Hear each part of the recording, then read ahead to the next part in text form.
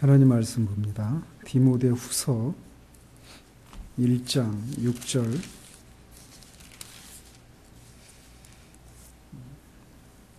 8절까지 같이 읽겠습니다. 6절에서 8절까지 같이 읽습니다. 그러므로 내가 나의 안수함으로 내 속에 있는 하나님의 은사를 다시 부릴 듯하게 하기 위하여 너로 생각하게 하노니 하나님이 우리에게 주신 것은 두려워하는 마음이 아니요 오직 능력과 사랑과 절제하는 마음이니 그러므로 너는 내가 우리 주를 증언함과 또는 주를 위하여 갇힌 자 된 나를 부끄러워하지 말고 오직 하나님의 능력을 따라 복음과 함께 고난을 받으라. 지난주에는 이 본문을 통해서 영적인 침체에 빠지는 6번째 원인에 대해서 살폈습니다. 그것은 미래에 대한 두려움으로 일어나는 영적인 침체에 대해서 말씀드렸습니다. 디모데가 직면한 위기가 바로 그런 것이었는데 사도 바울은 그렇게 침체에 빠진 디모데를 책망하는 것과 또 휴고하는 것을 통해서 그 침체에 빠진 그를 이렇게 권면하고 있는 것을 보았습니다. 특별히 하나님께서 그에 주신 것이 무엇인지 능력과 사랑과 절제하는 그런 영을 주셨다라고 하는 것을 상기시켜서 영적인 침체를 극복하게 돕습니다. 오늘은 동일한 본문을 통해서 특별히 6절과 관련해서 이 영적인 침체에 빠지게 되는 7번째 원인과 그 처방에 대해서 살펴보도록 합니다. 계속해서 로이 존스는 그리스도인이라고 하는 그 사람들의 위치와 그 특권을 생각할 때 그리스도인이 영적인 침체에 빠져서 우울하고 가련한 상태에 빠진 즉 가련한 그리스도인이라고 하는 그 말 자체가 모순이라고 말을 합니다. 그러나 가련한 그리스도인이 있는 것이 우리의 실상이라는 거예요. 따라서 이런 현상에 대해서 우리는 직시해야만 하고 그것들의 원인이 무엇이고 그 각각의 상황에 따른 처방이 무엇인지를 성경을 통해 가르침 받는 일이 반드시 필요하다라는 것입니다. 그러나 많은 경우에 그리스도인들은 항상 기뻐하고 즐거워하는 자들이라고 하는 그런 인상을 풍겨야 한다면서 이런 영적인 침체에 빠져 있는 이런 현상들에 대해서 피상적인 이해를 가지는 수준에 머무는 경우들이 많이 있다는 겁니다. 또는 반대로 이렇게 영적인 침체에 빠진 사람들을 보면서 그들이 그리스도인이 아니라고 하는 이 성급한 판단을 내리는 경우도 있는데 그런 경우에 대해서도 우리는 주의를 해야 한다는 겁니다. 오히려 성경은 하나님의 사람들이 영적인 침체에 빠지는 경우들이 있다라고 하는 것을 적나라하게 있는 모습 그대로를 노출하고 있고 더 나아가 이런 상태 가운데 있는 사람들을 향해서 더욱 친절한 태도로 대하는 경우들을 보게 된다는 겁니다. 그러므로 우리도 역시 침체 가운데 있는 사람들을 향한 의심스러운 눈초리로 그들을 바라보는 것을 지향하고 다양한 이유들로 침체에 빠져 있는 사람들을 성경적인 가르침과 교훈을 통해서 보살피고자 하는 자세가 요구됩니다. 따라서 이것을 위해서 우리를 영적인 침체에 빠지게 하는 다양한 원인들과 그것에 대한 성경적인 처방이 무엇인지에 대해서 잘 알 필요가 있습니다. 또 나아가 실제로 우리 자신들도 그런 위험에 늘 노출되어 있어서 수시로 침체에 빠지는 일이 있기 때문에 우리 자신들을 위해서도 영적인 침체의 원인과 그 처방에 대해서 알려고 하는 그런 노력들이 요구된다고 하겠습니다. 우리를 영적인 침체에 빠지게 하는 원인들은 참으로 다양합니다. 저번 주에도 누차 말씀드리지만 지금까지 우리가 다뤄온 그런 원인들이 있잖아요. 6가지. 여기에서 자유로운 사람이 아무도 없어요. 우리는 이런 이유 때문에 어떤 때는 다른 이유로 이렇게 다양한 이유들로 어떤 때는 복합적인 이유들로 영적인 침체에 빠지는 일이 많습니다. 로이 존스는 이 영적 침체라는 설교에서 20가지를 이렇게 원인과 그 처방을 제시하고 있어요. 그런데 20가지를 다 다룬다고 하더라도 마귀가 성도들을 실제적으로 침체에 빠지게 만든 그런 방법을 다 다루었다라고 말할 수 없을 정도로 마귀가 성도들을 침체에 빠지게 해서 그들이 마땅히 누려야 될 그런 그리스도인됨의 영광을 누리지 못하게 하는 그런 일들은 참으로 다양하다라는 것입니다. 우리는 좋든 싫든 우리가 그리스도인이 되는 순간 세상은 우리의 모습을 보면서 기독교에 대해서 또 하나님에 대해서 예수 그리스도에 대해서 복음에 대해서 생각을 하게 된다는 사실입니다. 그러므로 그런 사실을 기억하고 우리들의 그런 신앙 영적 침체와 관련된 우리들의 모습에 대해서 우리가 더 책임감 있는 그런 자세를 가져야 한다는 겁니다. 그렇다고 해서 우리가 침체에 빠지지 말아야 한다라고 하는 이런 당위에 우리 스스로를 가두고 실제적으로는 그렇지 않은데 마치 아무런 문제가 없는 것처럼 늘 기뻐하고 그냥 그렇게 생각 없이 웃는 그런 모습을 띄어야 한다는 것도 아니라는 것입니다. 우리의 가장 가까운 가족들에게 또 우리의 이웃들에게 우리가 어떻게 비춰져서 그들이 기독교에 대해서 하나님에 대해서 어떻게 생각할지를 생각하는 자세들이 요구돼요. 그래서 그것을 생각할 때 우리는 침체 시에 그냥 침체 가운데 그냥 머무르는 것이 아니라 이런 나를 통해서 하나님이 어떻게 비춰질 것인가를 생각하는 그것을 생각하게 될 때 우리는 침체 가운데서 하나님을 바라보게 된다는 것입니다. 성도들을 침체에 빠지게 하기 위한 마귀의 시도는 끊임이 없고 때로는 일관성도 없다라고 말씀드렸어요. 그래서 과거의 사건과 어떤 죄를 가지고 침체에 빠지게 하는 일이 실패하면 갑자기 미래의 어떤 두려움을 가지고 미래에 대한 어떤 일로 두려움을 가지게 한다라는 것입니다. 그러나 그것도 성공하지 못하면 오늘 우리가 살펴보려고 하는 방법을 동원합니다. 즉 감정의 문제로 우리를 침체에 빠지게 한다라는 것입니다. 오늘 본문이 그것과 연관된 본문입니다. 우리도 감정의 문제만큼 우리가 침체에 빠지게 되는 경우들이 많다라고 하는 것을 부인할 수 없을 것입니다. 왜냐하면 우리 중에 누구도 불행해지거나 비참해지기를 원하는 사람이 없기 때문에 그래요. 우리 모두는 다 행복해지기를 바랍니다. 그런데 그런 것 때문에 이 감정의 문제 때문에 우리가 침체에 빠지는 경우들이 많다라는 거예요. 기억나실지 모르겠습니다. 앞에서 그 로마서 6장 17절을 가지고 기독교에 대한 어떤 불균형적인 이해 때문에 영적인 침체에 빠지는 경우를 우리가 살폈습니다. 또 다른 경우에도 말씀을 드렸지만 우리의 신앙은 지성과 감정과 의지 모든 영역에 걸쳐서 연관되어 있다라고 하는 것을 말씀을 드렸습니다. 그러나 동시에 이 지, 정, 의 이 세 가지는 순서가 있다라고 하는 것도 같이 말씀을 드렸어요. 즉 지성이 항상 감정에 앞선다라고 하는 것이죠. 이 순서가 있어야 된다라는 것이죠. 그래서 로이 존스는 목회자로서의 자신의 중요한 소명 중에 하나가 우리의 믿음에 있어서 마음과 지성의 우선권을 강조하는 것이라고 말을 합니다. 그러나 지성의 중요성을 강조해야 하지만 그리고 그것이 자신의 가장 우선되는 소명이라고 말을 하고 있지만 동시에 감정이나 정서, 감각들도 분명히 중요하다라고 하는 것을 강조할 준비가 되어 있다라고 말을 합니다. 나중에 기회가 되면 조나단 에드워즈의 신앙 감정도를 저는 다루고 싶은데 책 제목이 시사하고 있듯이 우리의 신앙에 있어서 뿐만 아니라 우리 전체 삶에 있어서 정서가 차지하는 위치는 실로 큽니다. 실제로 신앙에 있어서나 인간의 어떤 일반적인 삶에 있어서 이 감정이나 정서를 다루는 방법이 있어서 실패하기 때문에 신앙이나 삶에 있어서 파국을 맞이하는 경우들은 많이 봅니다. 그런 의미에서 오늘 다루려고 하는 이 문제는 매우 중요한 주제라고 할 수 있다는 거죠. 지난주에도 말씀드렸지만 디모데는 선천적으로 겁이 많고 소심하고 생각이 많은 그런 전형적인 사람입니다.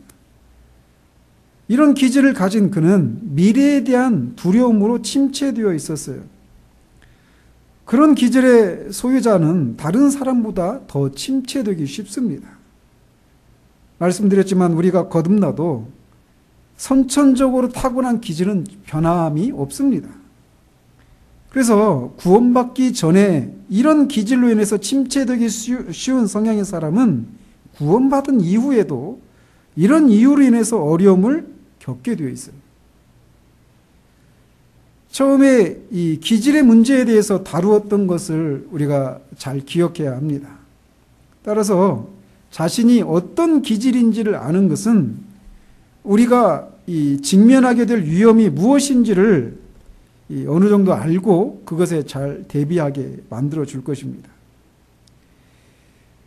어쨌든 디모데처럼 이렇게 천성적으로 내향적이고 생각이 많고 소심한 사람의 경우에 영적인 침체에 빠질 위험이 많아요. 감정과 관련해서도 이런 사람의 경우에 어려움을 가지기 마련입니다. 그래서 이 감정의 문제를 이렇게 다루면서 로이 존스는 먼저는 일반적인 방법으로 조사하고 나중에 특별한 면을 이렇게 다루는 방식으로 그렇게 접근을 해 나갑니다. 그러면서 그가 먼저 던지는 질문이 이거예요. 즉, 감정이라고 하는 것은 어디에서 들어오고 그 감정의 그것들의 위치는 무엇이고 기독교적인 체험 속에서 이 감정의 입장은 무엇이어야 하는가라는 겁니다. 이 질문에 대해서 그는 먼저 대답하기를 분명히 감정이라고 하는 요소는 진정한 기독교적인 체험과 관계되어 있다라고 말을 하고 있어요. 기독교적인 체험에 있어서 감정은 분명히 포함되어 있다라는 것입니다. 이미 앞에서 로마서 6장 17절 아까 말씀드린 것처럼 기독교적인 체험에는 지정의 이 세 가지 요소가 반드시 연루되어 있다라는 사실을 말씀을 드렸어요. 그래서 그 구절을 통해서 강조하고 있는 것은 예수 그리스도의 이 복음은 너무나 광대하고 영광스럽기 때문에 우리 인간의 인격 전부와 관계가 있다라는 것입니다. 그러면 우리가 기독교 복음에 대해서 우리의 감정이 감동을 받는 일이 없다면 우리는 우리 믿음의 기초를 다시 점검해야 한다라고 말할 수 있어요. 우리가 복음을 진정으로 받아들이게 되면 우리의 지성이 그 복음의 영광스러움에 감동할 뿐만 아니라 우리의 마음과 의지도 또한 감동을 받게 되어 있다라는 것이에요. 이렇듯 복음은 우리의 전 인격과 관련이 있습니다. 복음을 받아들이게 되었는데 우리가 기쁨이 무엇인지를 모른다면 그것은 이상한 일이라는 거죠. 그래서 복음은 지정의라고 하는 우리의 전 인격과 연관이 있어요. 따라서 기독교적인 체험에 있어서 감정은 분명히 포함되어 있다라고 하는 것을 먼저 우리는 기억해야 합니다. 두 번째로 우리가 기억해야 할 것은 이 감정이라고 하는 것을 우리가 창조해내거나 우리가 그것들을 마음대로 명령할 수 없다라는 것입니다. 우리는 종종 배우들처럼 슬픈 감정을 만들어내고 눈물을 흘리기도 합니다. 반대로 기쁨도 마찬가지죠. 그러나 그것은 참된 감정이 아니라 거짓 감정입니다. 만들어낸 감정이에요. 그러나 성령의 역사에 의해서 복음을 듣고 실제로 우리에게 그 복음을 깨닫고 그 복음에 동의하는 것에서 따라오는 그 참된 감정은 우리가 만들어낼 수 없다라는 것이에요. 오히려 우리가 어떤 감정을 만들어내려고 할 때마다 우리는 더욱 비참해지게 되고 맙니다. 예를 들어서 구원받은 자들에게 약속된 참된 기쁨과 평강을 만들어내려고 노력한다고 해서 그것이 만들어지는 것이 아니에요. 또 반대로 자신의 비참함을 깨닫고 죄를 슬퍼하고 하나님의 심판에 대한 두려움을 만들어내려고 한다고 해서 만들어질 수 있는 것이 아니다라는 것입니다. 참된 감정은 우리가 만들어낼 수 없습니다. 우리가 이것을 기억해야 돼요. 또 우리가 기억해야 할 것은 우리의 감정처럼 변하기 쉬운 것도 없다는 사실입니다. 우리 존재 자체가 변하기 쉬운 존재이지만 그 중에 감정만큼 변하기 쉬운 것도 없습니다. 우리의 감정이라고 하는 것은 기질의 영향을 받아서 변하기도 하고 우리의 신체의 상태에 따라서 변하기도 합니다. 우리는 아침에 일어날 때마다 우리의 감정이 매일매일 다른 상태로 일어나는 것을 매일매일 경험합니다. 잠자리에 들 때는 내일에 대한 어떤 기대를 품고 잠들었는데 아침에 일어났을 때 밑도 끝도 없이 불안해지고 짜증나고 기분이 나쁜 상태로 일어나기도 합니다. 그렇게 하루를 시작하면 하루 종일 그 짜증스러움의 연속이 되기가 쉽죠. 즉 우리의 감정은 그야말로 변화무쌍하고 그 감정들에 의해서 우리가 지배당할 위험이 많아요. 그러나 지난주에도 말씀드렸듯이 우리가 타고난 기질에 의해서 지배를 받아서는 안 되는 것처럼 우리의 감정에 의해서 지배를 당해서도 안 된다라는 겁니다. 우리는 종종 다른 사람에게 어떤 피해를 입히고는 자신이 원래 그런 사람이니까 이해해달라는 얘기를 하곤 합니다. 마찬가지로 우리의 감정 상태에 따라서 다른 사람에게 피해를 입히고는 자신의 감정 상태가 그랬었기 때문이라며 사과를 하면서 다른 사람의 이해를 구하려고 해요. 그러나 우리가 기질의 지배를 받지 말아야 하는 것처럼 감정의 지배 역시 우리가 받아서는 안 되는 거예요. 근데 실제로 많은 경우의 일에 우리가 실패를 하죠. 우리가 영적인 침체를 살피면서 로이 존스가 첫 번째로 제시한 그 원인이 무엇이었는지 기억나십니까? 육체적인 피로였어요. 우리가 얼마나 육체의 상태에 따라서 우리의 감정이 영향을 받는지는 우리의 경험을 통해 너무나 잘 압니다. 몸이 찌뿌듯하고 뭔가 그러면 마음도 우리 감정도 그 영향을 받기 쉬워요. 사울 왕이 전형적인 그런 사람이죠. 얼마나 변화무쌍합니까? 다윗을 향해서 막 다윗을 향해서 감동하다가 막 그를 죽이려고 하다가 왔다 갔다 하죠. 우리 위험은 우리 자신을 감정 밑에 굴복시키고 감정이 우리에게 독재를 행사하도록 허용하고 우리의 전 생활을 그 감정이 우리를 지배하도록 하는 것이 우린 그렇게 해서는 안 됩니다. 이것은 우리가 일반적인 삶의 원리에서도 통하는 원리예요. 로이 존스는 이렇게 감정의 문제와 관련해서 일반적인 접근을 한 후에 다른 영역으로 넘어갑니다. 그것은 우리가 어떤 특별한 감정이나 체험이 없기 때문에 우리가 기독교인이 아니라고 하는 생각을 가지는 위험에 대해서 다루기 시작합니다.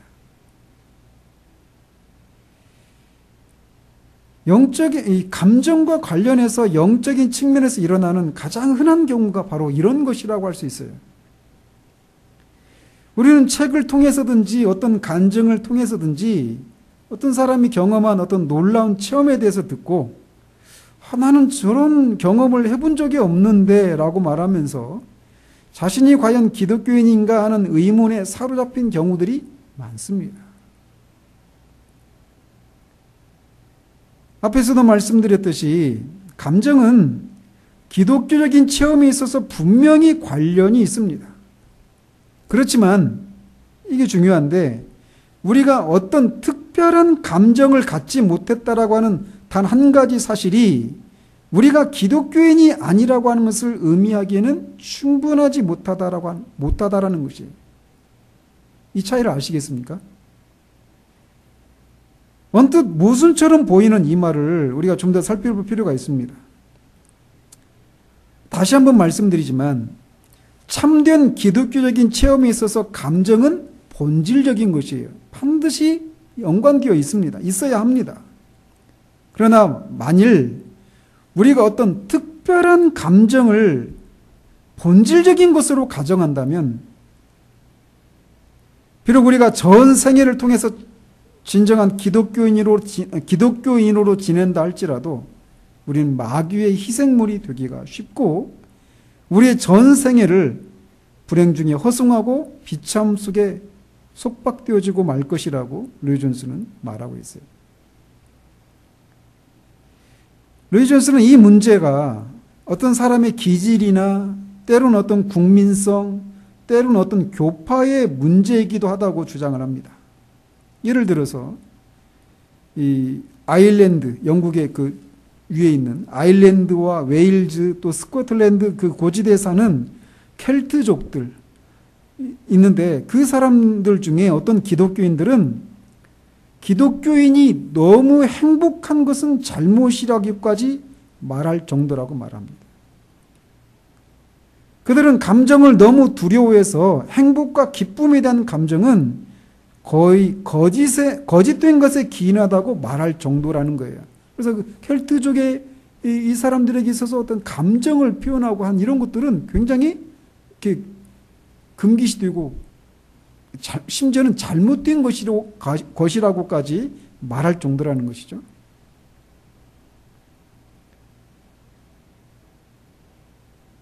또 엄격한 침례교의 창시자 중에 하나인 필포트라고 하는 분이 있다고 합니다. 저는 이분을 잘 모르는 분인데 그분이 이사야서 50장 10절 11절을 본문으로 해서 어둠 속을 걷는 빛의 자녀와 빛 가운데 걷는 어둠의 자녀라고 하는 제목으로 다음과 같이 설교했다고 해요. 여러분은 거짓된 감정을 촉발시킬 수 있습니다. 그래서 여러분은 신기한 형태의 불과 체험을 이루게 할 수 있습니다. 그러나 그것은 계속되지 못할 것입니다. 하나님의 참된 자녀는 자기 자신의 심령과 죄의 역병을 인식하고 있기 때문에 자기의 죄와 하나님의 놀라우심과 위대하심을 인식하는 가운데 이 세상을 무겁고 힘들게 걸어나갑니다. 라고 설교했다라는 거예요. 루이 존스는 이 설교 예를 들면서 그 제목이 말하는 것처럼 빛의 자녀임에도 불구하고 어둠 속을 걷는 일이 있을 수 있고 어둠의 자녀임에도 불구하고 빛 가운데 걸어가는 것처럼 보이는 일이 있을 수 있다라고 말을 하는 것에 대해서는 동의를 해요. 그럼에도 불구하고 이 설교의 마지막 부분에서 마치 기독교인이 행복하다라고 하는 인상을 비치는 것은 마치 잘못된 것이라고 하는 인상을 말하고 있잖아요. 비치고 있잖아요. 이것에 대해서는 너무 지나친 것이라고 하면서 동의하지 않는다라고 말을 합니다. 자신이 기독교인이 아님에도 불구하고 자신이 경험한 어떤 체험이 영적인 체험이라고 생각하는 그런 잘못된 체험이 분명히 있어요. 그래서 잘못된 체험에서 오는 기쁨을 경계해야 하는 것이 분명합니다. 그러나 기쁨이 전혀 기독교적인 것이 아니라고 하는 것 역시도 잘못된 것이라는 거예요. 지금 말씀드리고 있는 건 뭐냐? 기쁨이라고 하는 이 감정이라고 하는 요소가 기독교에 있어서 본질적인 것인데 어떤 특별한 감정이 없는 것. 감정에도 여러 영역이 있잖아요. 다양하잖아요. 근데 어떤 특별한 감정이 없는 것이 그 사람이 기독교인이 아니다 라고 말하는 것은 말하기에는 충분하지 않다라는 것이에요. 그래서 심지어는 어떤 경우에는 이렇게 민족성 또는 국민성, 어떤 교파의 영향을 따라서 이 감정의 문제에 대해서 아예 그냥 감정 전체를 다 부인해버리는 그런 일도 있을 수 있다라는 것이에요. 근데 그런 건 잘못된 것이라는 거죠. 그렇다면 이 감정의 문제와 관련해서 성경은 뭐라고 말하는지 또 이 감정의 문제를 우리는 어떻게 처리해야 하는지를 살펴봐야 합니다. 첫째, 다시 말씀드릴게요. 이 감정이라고 하는 것은 기독교의 이 체험에 있어서 본질적인 것이에요. 그러나 어떤 특별한 감정이 지금 내게 없는 것이 그 사람이 기독교인이 아니다라거나 또는 우리가 어떤 그 감정이 기쁨의 감정이라면 그런 것이 없는 것 때문에 우리가 하루를 우울하게 시작하고 비참한 상태 가운데 있는 경우들이 있단 말이에요. 그래서 이 감정의 문제는 굉장히 중요해요. 그걸 어떻게 처리를 해야 되는지, 성경은 그걸 뭐라고 말하고 있는지를 이제 돌아봐야 한다는 것입니다. 그래서 그런 우리가 어떤 그 기쁨이라고 하는 감정 축소시켜서 말씀을 드린다면, 침체에 빠졌다라고 할 때 가장 대표적인 게 뭡니까? 기쁨을 누리지 못하는 거예요. 그죠? 그래서 이 기쁨이라고 하는 이 감정의 요소가 굉장히 중요하게 다뤄지는데, 어쨌든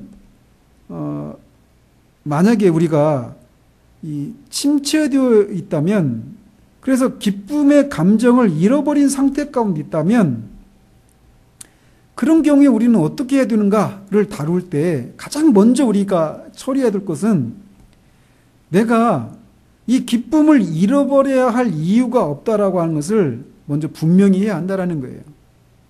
무슨 말씀이냐? 예를 들어서 내가 지금 기쁨이 없어요. 근데 왜 그러느냐?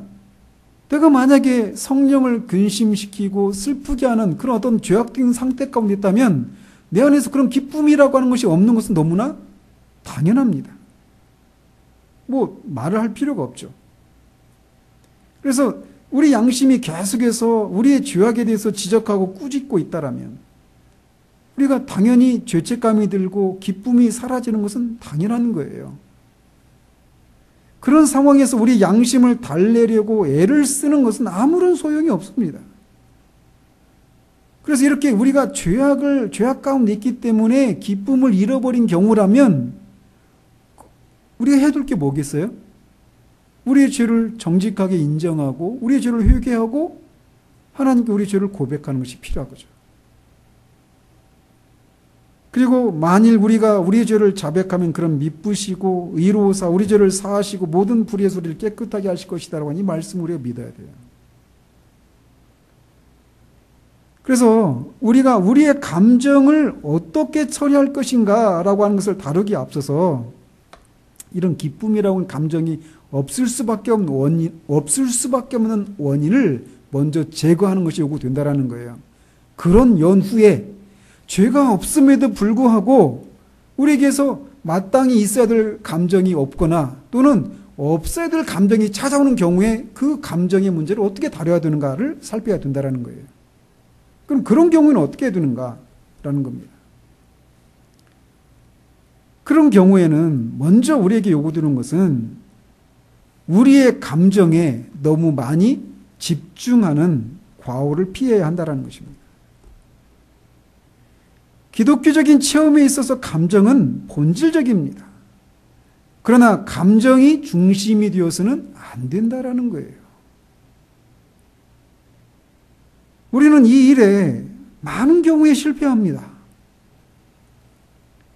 우리가 은혜가 있다라고 할 때, 은혜를 받고 있다라고 할 때, 우리 마음에는 충만한 기쁨과 같은 감정이 있습니다. 그런데 그런 감정이 사라질 때, 우리 영혼도 같이 침체하고 마는 경우들이 많아요.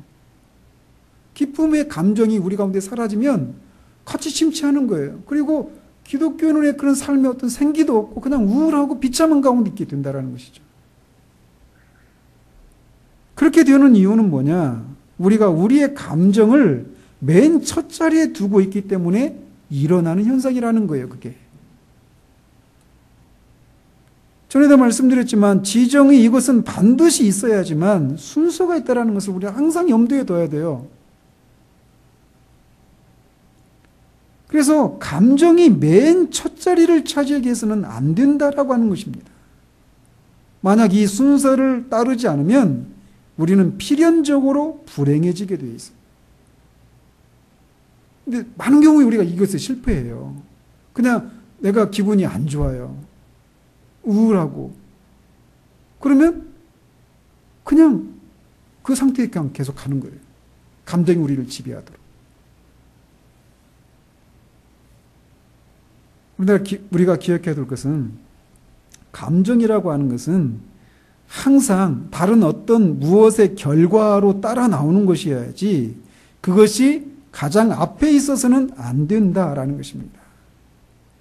즉 감정은 성경의 어떤 진리를 아는 것에 따라 나오는 것이어야 한다는 거예요. 이 순서가 뒤집히는 것은 말을 수레 뒤에 묶는 것과 마찬가지인 거죠. 성경이 우리에게 말하고 있는 것은 감정적인 충동이 아니라 진리입니다. 이 진리는 우리의 이성, 지성을 통해 전해지는 거예요. 그래서 우리가 이 진리를 깨닫고 우리 자신을 이 진리에 복종시킬 때 감정은 뒤에서 따라 나오는 것입니다. 그러면 우리가 감정에 과도하게 집중해서 항상 내가 어떤 그런 이 기쁨의 요소가 있는지 없는지 이런 것들, 로이 존스 표현으로 영적인 체온과 맥박을 느끼는데 너무나 많은 시간을 낭비하지 말아야 한다라는 겁니다. 우리의 감정 상태를 분석하는데 너무 많은 시간을 낭비하는 것은 병적인 상태로 향하는 고속도로와 같다라고 로이 존스가 말을 해요. 근데 사실 이 문제가 매우 미묘합니다. 여러분은 비교적 청교도와 또 그의 영향을 받은 분들에 대한 얘기들을 저를 통해서 많이 듣고 있죠. 그래서 여러분은 청교도들이 자기를 성찰하고 자신의 영혼의 그 심령의 상태를 살피는 일에 특심했던 사람이었고, 그런 활동과 관련된 얘기들을 많이 듣고 있는 편입니다.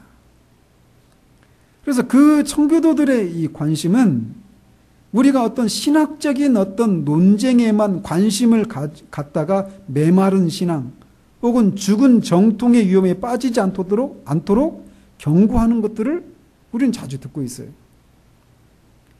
또 그들은 단지 어떤 도덕적인 법구에만 관심을 갖는 도덕주의자가 되지 않기를 강조한다라고 하는 것도 우리는 듣고 있습니다. 그들은 기독교의 진리가 결국은 하나님을 추구하고 갈망하는 대로 이어져야 한다라고 하는 것을 강조하고 있어요. 여러분들도 그걸 자주 듣잖아요. 저를 통해서. 하나님을 찾고 갈망하는 이런 게 있어야 된다라고. 근데 갈망한다라고 하는 것은 감정의 영역에 해당되는 거죠. 그 있어야 되는 게 맞습니다. 이거 자체로 문제가 되지 않아요. 그런데 자칫 이런 생각이 감정을 중심에 놓아버리는 위험이 있다라는 거예요. 내가 하나님을 향한 사랑, 기쁨, 구원받은 그런 감격, 하나님을 향한 갈망, 이런 것이 있어야 되는데 그것이 중심에 있어버리는, 그러니까 이 감정이 맨 앞에 있어서는 안 되는데 그런 위험이 있다라는 것입니다. 이거 아이러니죠.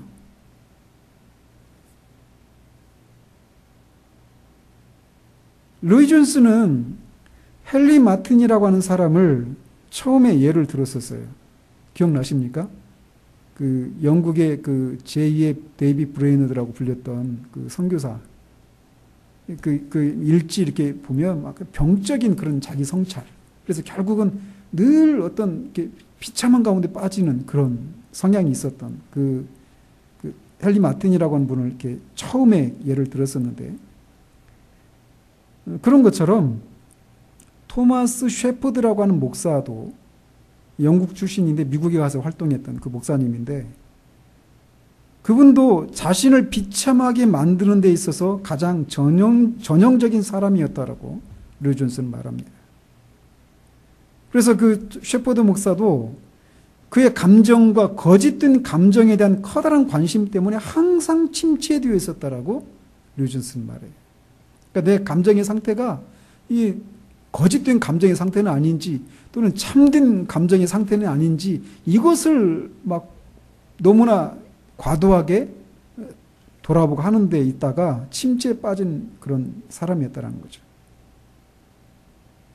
그러므로 우리는 감정이라고 하는 것이 기독교적인 체험에 있어서 본질적이지만 이것이 가장 중심에 있게 하거나 그 감정이 우리를 지배하지 못하도록 해야 한다라고 하는 것을 기억해야 돼요.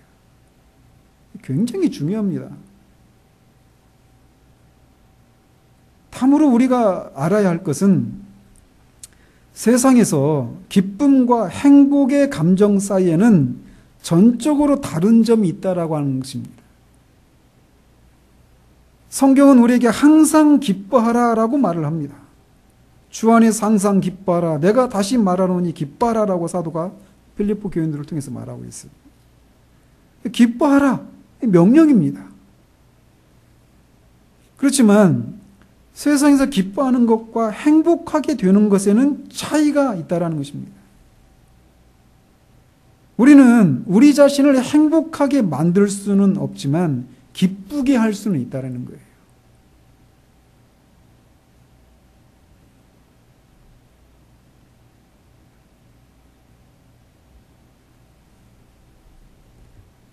사도는 주 안에서 기뻐하라라고 말을 합니다. 우리는 주 안에서 항상 기뻐해야 해요. 그러나 행복함은 우리 안에 있는 것이고 기뻐함은 주 안에 있다라고 로이 존스는 기쁨과 행복의 감정 사이의 차이를 설명합니다. 기뻐하는 것과 행복한 것의 차이를 사도 바울이 고린도후서 4장에서 언급한 것을 가지고 설명해요. 거기 보면 사도가 이렇게 말합니다. 우리가 사방으로 우겨쌈을 당하여도 쌓이지 아니하며 답답한 일을 당하여도 낙심하지 아니하며 박해를 받아도 버림받지 아니하며 거꾸로 뜨림을 당하여도 망하지 아니하고 이후에도 계속 얘기하는데 사방으로 우겨쌈을 당하고 답답한 일을 당하고 박해를 받고 거꾸로 뜨림을 당하고 이런 이런 상태는 육신적인 의미에서는 행복하다라고 말할 수 없는 상태입니다. 사도는 육신적인 의미에서는 행복한 상태가 아니었어요. 그렇지만 그는 기뻐하고 있는 거예요. 이게 행복이라고 하는 감정과 기쁨이라고 하는 것은 차이가 있다는 것입니다. 그러므로 우리에게 어떤 이유들로 인해서 불쾌한 감정이 찾아올 때 우리는 그것이 우리를 지배하지 못하도록 해야 한다는 거예요. 사도는 오늘 본문에서 디모데에게 이 권면을 하면서 이 하나님 은사를 다시 부릴 듯 하기 위해서라고 말을 하면서 이하의 말들을 얘기합니다. 디모데는 분명히 감정적으로 어떤 감정적으로 또 미래에 대한 두려움으로 침체되어 있었어요.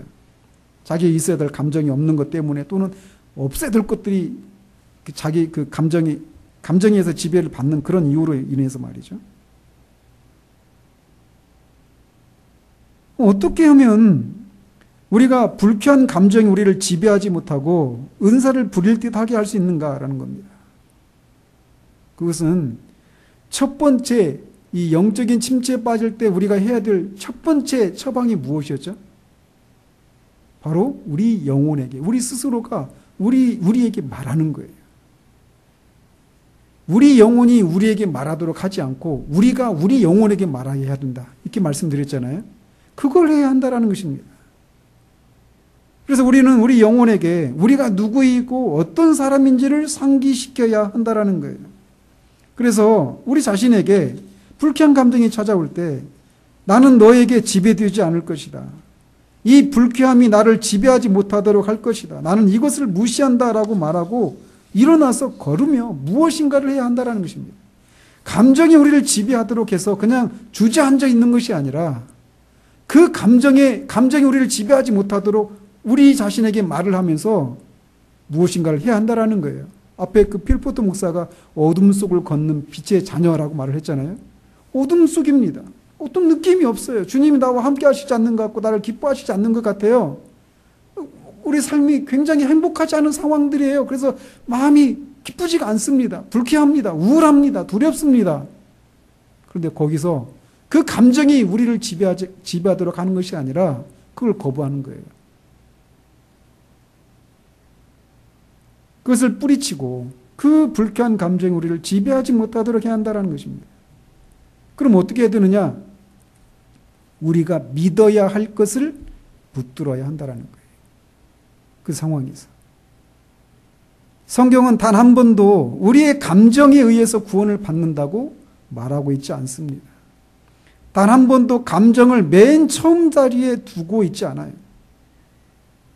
그러므로 우리가 해야 할 일은 우리가 믿어야 할 것을 우리 자신에게 다시금 상기시키는 것입니다. 시편 42편 기자가 자신의 영혼에게 살아계신 하나님을 바라라 라고 말하는 것처럼 우리도 우리 영혼에게 말해야 한다는 거예요.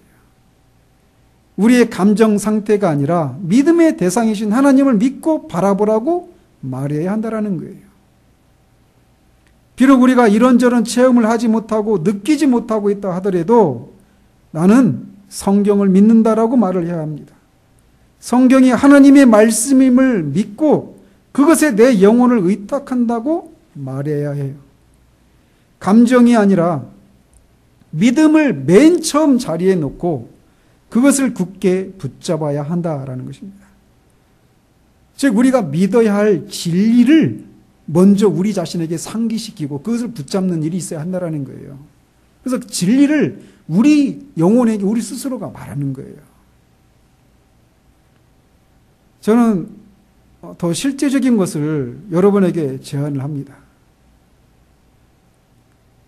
그런 상황에서 우리가 그런 하나님이 나를 기뻐하시지 않는 것 같고 하나님을 향한 사랑도 갈망도 막 주를 위해서 살고 싶은 그런 느낌, 감정이 없어요. 마음이 없어요. 그럴 때 우리가 뭐 합니까? 아무것도 안 하잖아요. 하고 싶어 하지 않고 아무것도 말하고 싶지 않고. 그런데 그때 우리가 해야 될 게 뭐냐? 우리가 믿어야 할 것이 무엇인가를 우리 영혼에게 스스로 말하는 거예요. 근데 그게 이제 일반적으로 로이존스는 이제 그거를 우리 영혼에게 말하라, 우리 자신에게 설교하라 이렇게 얘기하거든요. 그게 청교도들이 말하는 묵상이에요. 그런데 저는 또 한 가지 더 실제적인 것을 말씀을 드리고 싶어요. 그게 뭐냐면 영혼을 섬기는 거예요. 특별히 말씀으로 영혼을 섬기는 일을 해야 한다는 것입니다. 그래서 목사가 되어서 설교를 하라 하는 이런 얘기가 아니에요. 저는 처음에 회심을 한 이후에 막 그런 기쁨이 있고 막 그러다가 침체가 있고 막 그런 일이 있었어요. 반복되잖아요. 그런데 제가 한 패턴을 발견을 했어요. 그래서 제가 청년 때 다니던 그 교회에서 어디 수련회를 갔는데 그 목사님하고 그런 얘기를 쉬는 시간에 나눌 수 있는 기회가 있었어요. 쉬는 시간이니까 누워서 이제 전 목사님 앞에서 뭐 눕거든요. 목사님 누워 있고 저도 이렇게 누워 있는데 그런 얘기를 했어요.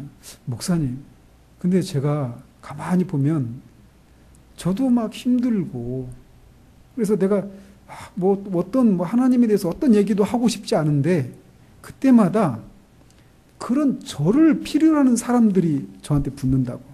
그래서 그 사람들한테 어떤 복음에 대해서 하나님에 대해서 얘기하면 저도 모르게 살아나는 것을 경험한다고. 목사님 벌떡 일어나 그치?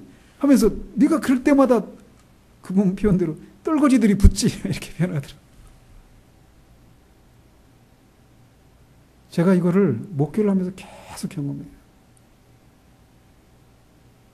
여러분은 그걸 느끼잖아요. 제가 막 힘들구나 이럴 때가 있죠. 근데 힘들다고 안 합니까? 설교를 안 할 수 있습니까? 안 할 수가 없어요. 설교해야 합니다.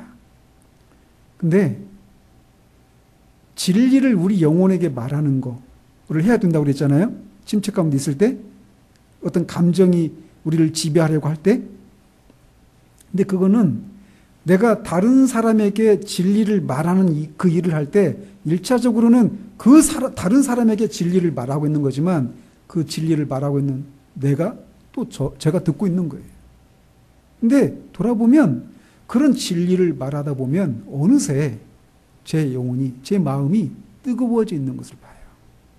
항상 성공하는 것은 아닙니다.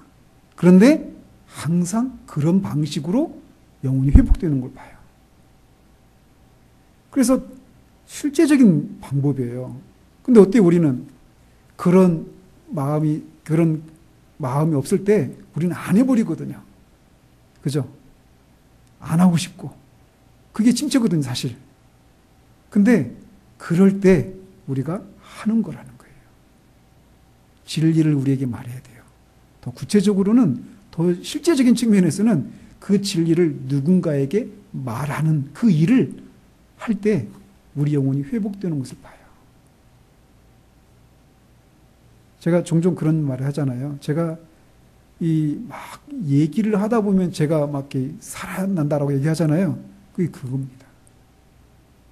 근데 우리는 안 하고 싶거든요.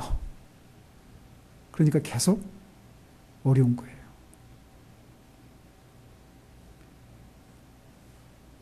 어쨌든 이렇게 감정이 우리를 지배하도록 하지 않고 우리가 믿어야 할 진리가 무엇인가를 우리가 다시 우리 영혼에게 상기시키면서 그 진리를 붙잡는 일이 우리 가운데 요구된다는 거예요.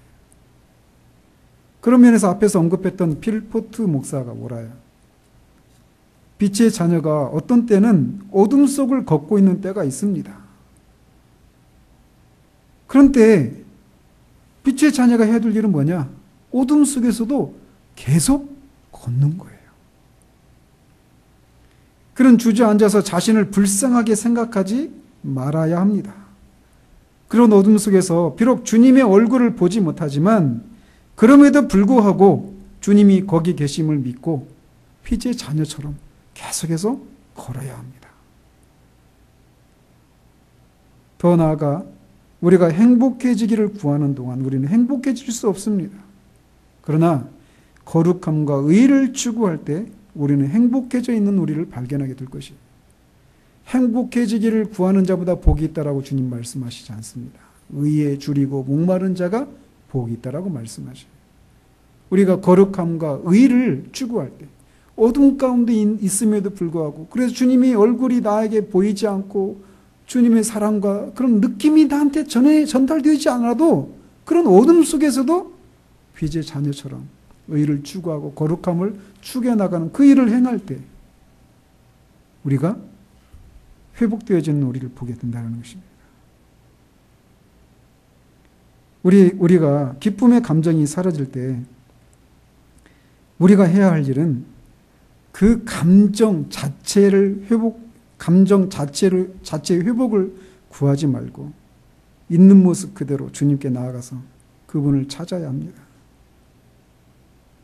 바로 주님이 바로 그런 우리를 위해서 십자가에서 죽으신 것입니다. 그의 얼굴을 구해야 돼요. 하나님을 찾으라고 하죠. 하나님을 향한 갈망과 추구하는 마음이 있어야 돼요. 근데 그게 어디서 생겨나느냐? 하나님을 찾는 것에서 나오는 거예요. 그래서 우리 감정이 우리를 지배하지 않도록 하는 이 훈련입니다. 자꾸 훈련을 해서 그렇다고 해서 감정이 없어도 우리가 아무런 문제가 없다 이걸 말씀드리는 게 아니에요. 순서가 있다라는 것이죠. 그리고 그런 불쾌한 감정이 우리를 지배하지 않도록 하고 진리, 우리가 믿어야 할 내용을 붙드는 일이 있어야 되는 거예요. 그런 것들을 자꾸 훈련해 나갈 때 우리가 감정에 의해서 우리가 지배를 받고 그로 인해서 침체에 빠지는 일이 없게 된다는 것입니다. 기도하도록 하겠습니다.